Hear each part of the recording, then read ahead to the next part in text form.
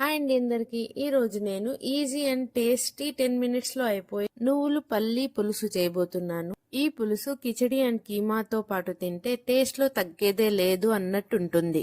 దీనికోసం ముందుగా పల్లీలు వేయించుకోవాలి. పల్లీలు కొంచెం వేగిన తర్వాత దీంట్లోనే హాఫ్ కప్ నువ్వులు వేసి దూరగా వేయించుకొని మిక్సీ జార్లో వేసి పక్కన పెట్టుకోవాలి. ఇప్పుడు అదే ప్యాన్ లో కొంచెం నూనె వేసి మిర్చి వేసి వేయించుకొని జార్లో వేసి ఉప్పు వేసి గ్రైండ్ చేసుకోవాలి. ఇప్పుడు ఒక బౌల్ తీసుకొని కట్ చేసుకున్న ఆనియన్స్ వేసి చింతపండు రసం కూడా వేసుకొని ముందుగా చేసి పెట్టుకున్న పేస్ట్ కొంచెం ఉప్పు వేసి మంచిగా కలుపుకోవాలి. ఇప్పుడు మనం అంత పల్చగా కాకుండా అంత గట్టిగా కాకుండా ఎంత కావాలో అంత వాటర్ వేసుకొని టేస్ట్ చూసుకొని కలిపి పక్కన పెట్టుకోవాలి.